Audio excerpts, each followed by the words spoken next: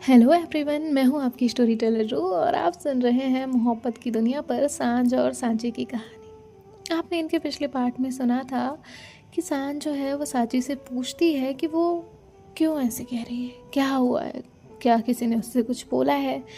लेकिन जो सांची है वो अपना फेस जो है वो दूसरी तरफ कर लेती है। थोड़ी देर रुककर सांची ने उसका जवाब दिया और बोली, क्या फ़र्क पड़ता है, अगर किसी ने कुछ कहा भी हो तो मुझे तो सुनना ही पड़ेगा ना, क्योंकि मैं तो एक लड़की हूँ। जब शादी हुई तब किसी ने नहीं पूछा कि मैं क्या चाहती हूँ, बस सबने फैसला कर दिया। जब उस रिश्ते में मैं खुश नहीं थी तब भी किसी ने नहीं पूछा, बस कहा गया कि निभाना पड़ेगा। उसकी आंखों से आंसू गिरते जा रहे थे।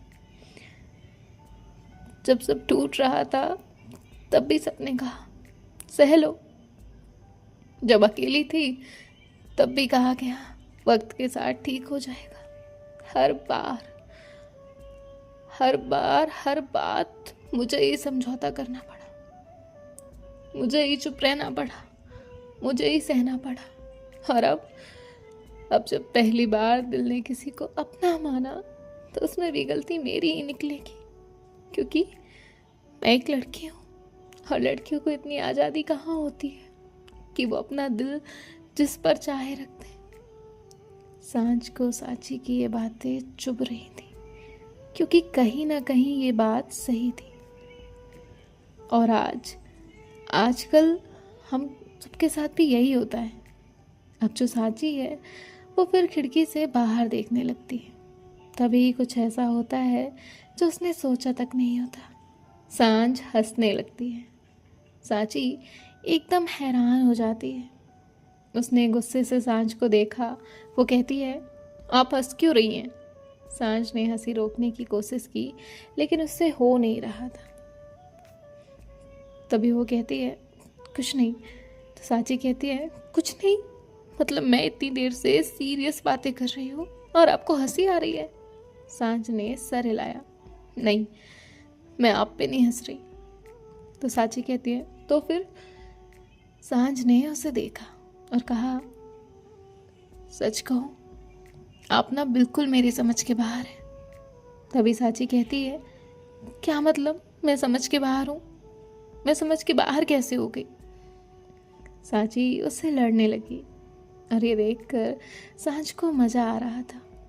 कुछ मिनट पहले जो लड़की रो रही थी अब वो गुस्से में जवाब मांग रही है। सांझ ने धीरे से कहा, अच्छा बाबा, गुस्सा मत करिए, पहले ना हम एक जगह चलते हैं। तो सांची कहती है, कहाँ? तभी सांझ कहती है, बस चलते हैं। तभी सांची कहती है, फिर वही, आप कभी सीधे जवाब क्यों नहीं देती? सांझ मुस्कुराई और उसने गाड़ी स्टार्ट की।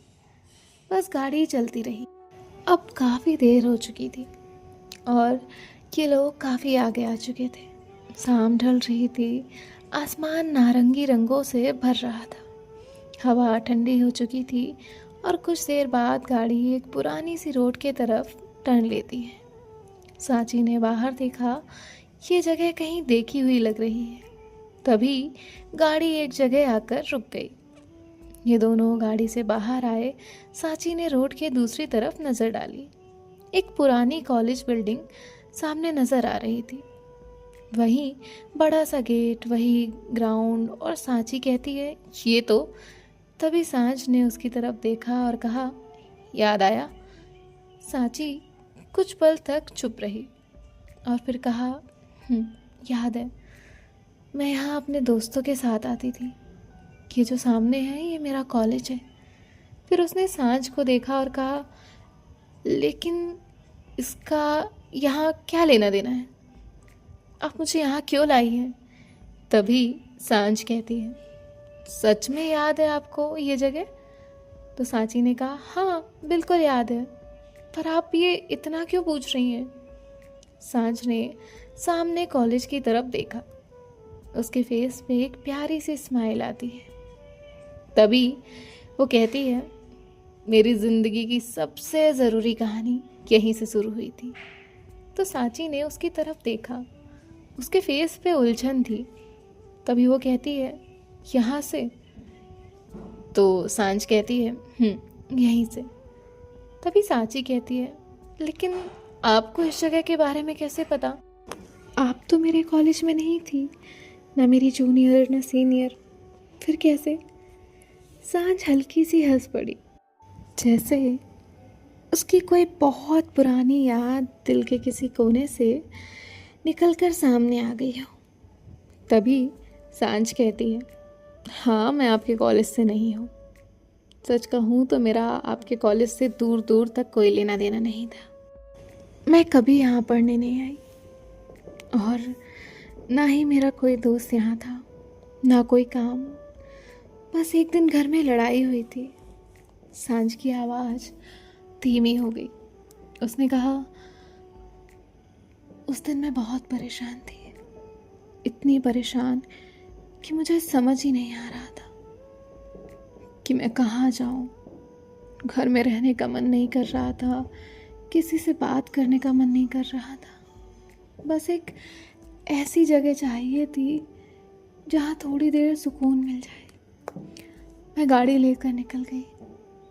काफ़ी देर सोचा, ड्राइव करती रही और पता नहीं कैसे यहाँ पहुँची। सांझ की नज़र कॉलेज के गेट पे टिक गई और वो बोली, मैं वही सामने वाली बेंच पर उसके पास बैठी थी। मैं गुम, खुद से लड़ रही थी। तभी मेरी नज़र एक ग्रुप पे पड़ी। सांची चुपचाप सुन रही थी। सब लोग बहुत शोर कर रहे थे।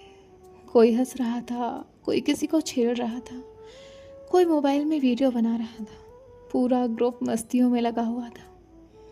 पर लेकिन सांझ के फेस पे एक बहुत प्यारी स्माइल आ गई। उसने कहा, उन सबके बीच एक लड़की थी जो बिल्कुल अलग थी। वो ना हंस रही थी ना चिल्ला रही थी, बस चुपचाप बुक पढ़ रही थी। पिंक सूट, वाइट दुपट्टा, लंबे बाल और चेहरे पे ऐसा नूर जिसे देख मेरी नज़र हट ही नहीं रही थी। बस इतना सुनना था कि सांची का चेहरा बदल गया। उसके फेस पे तुरंत गुस्सा आया। तभी उसने कहा, अच्छा तो आपकी लाइफ में पहले से कोई है? सांझ समझ नहीं पाई। सांची ने थोड़ा दूर हटते हुए कहा, इसलिए आप मुझे यहाँ लाई हैं अपनी लव स्टोरी सुनाने? बहुत अच्छा, मुझे नहीं सुननी किसी और की कहानी, मैं जा रही हूँ। वो उठने लगी, लेकिन उससे पहले ही सांझ ने उसका हाथ पकड़ लिया। सांची का दिल जोर से धड़कने लगा और अगले ही पल सांझ ने उसे हल्का सा अपनी तरफ खींच लिया। दोनों के बीच का फासला अचानक बहुत कम हुआ। इतना कम कि सांची को सांझ की धड़कन तक सुनाई दे रही थी। उसका दिल इतनी जोर से धड़क रहा था कि उसे लग रहा था सांची भी सुन लेगी। सांझ धीरे से अपनी एक फिंगर उसके होठों पे रखती है और कहती है, चुप, बिल्कुल चुप। आप जब तक मेरी पूरी बात नहीं हो जाती ना, तब तक कुछ नहीं कहेंगी। सांची चुप थी, लेकिन इसलिए नहीं कि सांझ ने कहा था, बल्कि इसीलिए क्योंकि आज पहली बार वो इतने करीब थी। उसकी आंखें, उसकी सांसें, उसकी आवाज़, सब कुछ बहुत अलग था। वो बस सांझ को देखती रह गई और फिर सांझ धीरे से बोलने लगी। उस दिन वो लोग कोई गेम खेल रहे थे या शायद फ्यूचर पार्टनर के बारे में बात कर रहे थे। मुझे पूरा याद नहीं, लेकिन एक एक करके सब बता रहे थे उन्हें कैसा लाइफ पार्टनर चाहिए। किसी को रिच चाहिए था, किसी को हैंडसम, किसी को फॉरेन सेटल्ड और किसी को बिजनेसमैन। सांझ मुस्कुराई और कहा, लेकिन फिर उस लड़की की बारी आई जो अब तक चुपचाप बुक पढ़ रही थी। उसने बुक बंद की, दुपट्टा संभाला और फिर जो कहा वो आज तक मुझे याद है। सांझ की आवाज़ शांत थी। सांझ ने आगे बोलते हुए कहा, उसने कहा था कि मुझे एक ऐसा इंसान चाहिए जो सबकी मदद करे, जो दिल से साफ हो, जो किसी के साथ बुरा ना करे, जिसके पास पैसा कम हो तो चलेगा, लेकिन घमंडी नहीं होना चाहिए, बिल्कुल नहीं होना चाहिए। जो दूसरों की खुशी में अपनी खुशी ढूंढ ले, जो किसी रोते हुए इंसान को देखकर उसका दर्द समझ ले, जो किसी का हाथ पकड़े तो सिर्फ खुशी में नहीं, उसके मुश्किल वक्त में भी ना छोड़े। फिर उसने बहुत छोटी छोटी बातें कही, ऐसी बातें जो बाहर से देखने पर छोटी लगती हैं, लेकिन असल में वही किसी इंसान को खूबसूरत बनाती है। वो अपने माँ बाप की इज्जत करता हो, अपनी गलती मानने की हिम्मत रखता हो, झूठ ना बोलता हो और किसी को नीचा दिखाने की कोशिश ना करता हो, खुद बड़ा बनने की कोशिश ना करता हो। और फिर सबसे आखिर में उसने एक बात कही थी, ऐसी बात जो शायद उस ग्रुप में किसी ने नहीं कही थी। उसने कहा, मुझे फ़र्क नहीं पड़ता उसके घर में कितना पैसा होना चाहिए, वो इंडिपेंडेंट होना चाहिए। मैं किसी का नाम नहीं, उसकी पहचान बनना चाहती हूँ। मैं उसके साथ चलना चाहती हूँ, उसके पीछे नहीं। ये कहकर सांझ चुप हो गई। हवा धीरे धीरे से चल रही थी और सांची उसकी आंखों में आंसू आ चुके थे, क्योंकि उसे अब समझ आ रहा था कि सांझ किसी और लड़की की नहीं बल्कि उसकी कहानी सुना रही थी। सांझ ने धीरे से मुस्कुराकर कहा, उस दिन मुझे उस लड़की से प्यार हो गया था। सांची की सांसें एक पल के लिए रुक सी गई थी। सांझ ने अपनी नज़र आसमान की तरफ उठा दी, जैसे वो फिर से उसी दिन को जी रही हो। वो कहती है, लोग कहते हैं ना, प्यार धीरे धीरे होता है, किसी को जानने के बाद होता है, सामने वाले की आदतों को समझने के बाद होता है। लेकिन मेरे साथ ऐसा नहीं हुआ। मुझे उस लड़की का नाम नहीं पता था, घर नहीं पता था, उसकी पसंद नहीं पता थी, उसका नापसंद कुछ नहीं पता था, वो क्या करती है कुछ नहीं पता था। लेकिन फिर भी पता नहीं क्यों उस एक पल में मुझे लगा कि मैं जिस इंसान को कब से ढूंढ रही हूँ वो मेरे सामने थी। उस दिन मुझे मेरी ज़िंदगी का गोल मिल गया था। मैं चाहती तो उससे बात कर सकती थी, उसके पास जा सकती थी, उसका नाम पूछ सकती थी, उसकी दोस्त बन सकती थी, बस कुछ कदम चलना ही था। लेकिन मैं नहीं गई। तभी सांची ने कहा, क्यों? सांझ हंस पड़ी, लेकिन उस हंसी में दर्द था। क्योंकि जिस इंसान की वो बात कर रही थी मैं वैसी नहीं थी, बिल्कुल भी नहीं। उसे एक ऐसा साथी चाहिए था जो दूसरे के लिए जीता हो, और मैं तब सिर्फ खुद के बारे में सोचती थी। उसे एक ऐसा इंसान चाहिए था जो जिम्मेदार हो, और मैं हर जिम्मेदारी से भागती थी। उसे एक ऐसा इंसान चाहिए था जिसकी अपनी पहचान हो, और मैं तब खुद को ही नहीं जानती थी। उस दिन मैंने पहली बार महसूस किया कि मुझे बदलना है, किसी को पाने के लिए नहीं बल्कि उसके लायक बनने के लिए। मैं नहीं चाहती थी कि कभी उसके सामने जाऊं और मुझे खुद पे शर्म आ जाए। मैं चाहती थी कि अगर कभी मेरी और उसकी मुलाकात दोबारा हो तो मैं उससे सर उठाकर मिल सकूं। सांची की आंखों में आंसू आ चुके थे, लेकिन सांझ अब भी बोल रही थी, जैसे सालों से दबा हुआ हर एहसास आज बाहर आ रहा हो। वो कहती है, उस दिन मैं वहाँ से चली गई, ना नाम पूछा, पता नहीं, कुछ भी नहीं पूछा। दोबारा उसे देखने की कोशिश की, बस चली गई। लेकिन जाते वक्त और एक काम गलत कर दिया।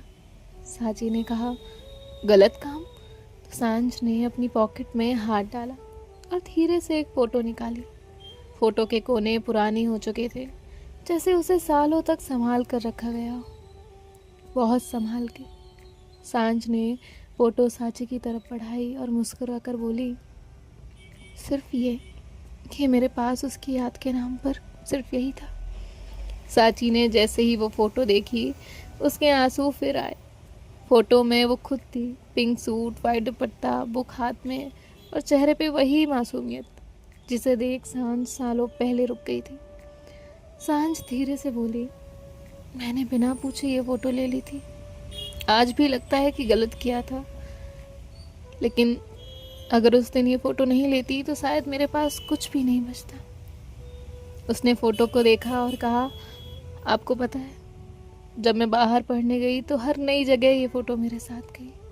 हॉस्टल रूम में, नए शहर में, नई ज़िंदगी में, हर जगह। लोग बदलते गए, जगह बदलती गई, यहाँ तक मेरी ज़िंदगी भी बदली।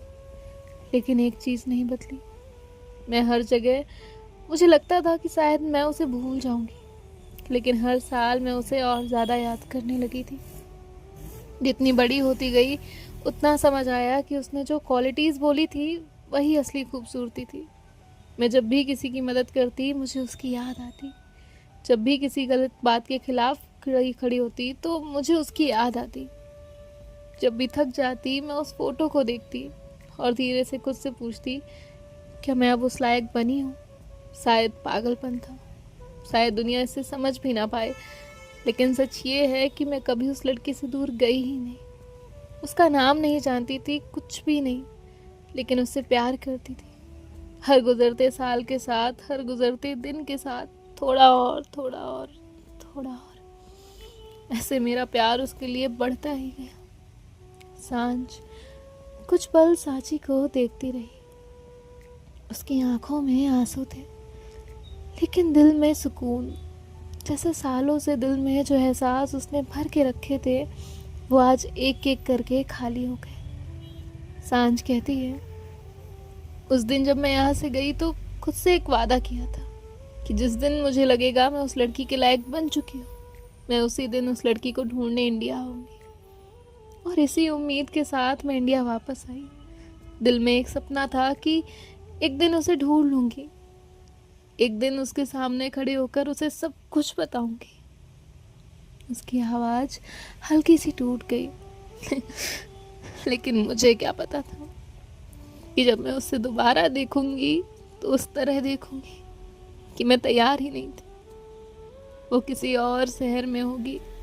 मैं तैयार थी ये देखने के लिए कि शायद उसके थॉट्स अब चेंज हो गए होंगे, लेकिन मैं तैयार नहीं थी उसे किसी और के नाम के साथ देखने के लिए। पूजा वाले दिन जब मैंने आपको देखा था मुझे लगा कि मेरी दुनिया रुक गई है। पहले मुझे यकीन ही नहीं हुआ कि आप वही हैं, वही लड़की, वही पिंक सूट वाली लड़की, वही जिसे मैं सालों से अपने दिल में रख के बैठी थी। फिर मुझे पता चला कि आपकी शादी हो चुकी है। उस दिन मैं टूट गई थी सांची, सच में टूट गई थी। मैं आपसे कभी कुछ नहीं कहने वाली थी, कभी नहीं। मैं सोच चुकी थी कि जो मेरा था ही नहीं उस पर हक कैसे जताऊं। बस आपके पास रह लूंगी दोस्त बनकर, इतना काफ़ी होगा। लेकिन फिर आपका लेटर कल रात मैंने वो लेटर ना जाने कितनी बार पढ़ा, मुझे याद भी नहीं। हर बार लगता शायद मैं सपना देख रही हूँ। हर बार लगता था कि जिस लड़की को मैंने सालों तक प्यार किया वो आज मुझसे प्यार करती है, लेकिन मैं उस प्यार को अपना नहीं बना सकती थी। फिर नैना भाभी आई, उन्होंने मुझे समझाया, डांटा भी, मेरे सारे डर मेरे सामने रख दिए, और फिर मैं आपके पास आ गई। और उसके बाद क्या हुआ? सांझ ने हंसते हुए कहा, वो तो आप जानती हैं। सांची अब खुद को रोक ही नहीं पाई। उसने दोनों हाथों से सांझ का चेहरा पकड़ा। उसकी आंखों से आंसू लगातार आ रहे थे। उसने कहा, ये सब सिर्फ मेरे लिए। उसकी आवाज कांप रही थी। इतने साल का इंतजार, इतनी मेहनत, इतना प्यार, सब मेरे लिए। आज मुझे समझ आ रहा है कि मेरा दिल शादी के लिए क्यों नहीं मान रहा था। मुझे लगता था कि मेरे अंदर कोई कमी है, लेकिन नहीं, मेरा दिल तो शायद पहले से ही आपके पास आना चाहता था। वो मुझे समझा नहीं पा रहा था। आपको कितनी तकलीफ हुई होगी ना पूजा वाले दिन मुझे देखकर, रोज मुझे भाभी कहकर, रोज मेरे सामने रहकर भी मुझसे दूर रहकर, और मुझे इस बात का अंदाजा तक नहीं लगने दिया। सांझ ने धीरे से उसके आंसू साफ किए और कहा, अब उन बातों को जाने दीजिए जो बीत गया। जो गया वो बीत गया। मैं उस दर्द को दोबारा जीना नहीं चाहती। फिर उसने एक गहरी सांस ली, सांची, जो मुझे आपसे कहना था, जो इतने सालों से मेरे दिल में था, जो मैंने कभी किसी को नहीं बताया, आज वो सब कहना है। कल आपका लेटर पढ़ने के बाद मेरा दिल रुक ही नहीं रहा, आपको जवाब देने के लिए, बहुत सालों का जवाब। सांझ ने उसका हाथ अपने दिल पे रखा और कहा, देखिए, ये दिल इसने सालों तक सिर्फ एक एग्ज़ाम संभाल कर रखी। जब मुझे आपका नाम पता नहीं था तब भी, जब मुझे आपका चेहरा सिर्फ फ़ोटो में दिखता था तब भी, जब मुझे लगा मैं आपको हमेशा के लिए खो चुकी हूँ तब भी, और आज आप मेरे सामने हो तब भी। सांझ की आंखें भर आई, उसकी आंखों में आंसू थे। सो देखते हैं नेक्स्ट पार्ट में क्या होता है, क्योंकि कन्फेशन तो अभी भी अधूरा है और कैसे क्या हुआ था ये आपको पता चला है। लेकिन एक बात और कहूँगी, ये जो लिस्ट थी ना, इसे हमेशा सुनिएगा, रिपीट में सुन लीजिएगा, डाउनलोड करके रख लीजिएगा या नोट डाउन कर लीजिएगा। आप इस लिस्ट को अपनी लाइफ में ज़रूर अप्लाई करिएगा। हो सकता है अगर आप ऐसे पर्सन बन गए तो किसी को उसकी सांची मिल जाए और किसी को उसकी सांझ। सो कुछ भी कह सकते हैं, कुछ भी हो सकता है, everything is possible. So bye bye, take care, ख्याल रखिएगा, मिलते हैं आपसे नेक्स्ट पार्ट में। राधे राधे।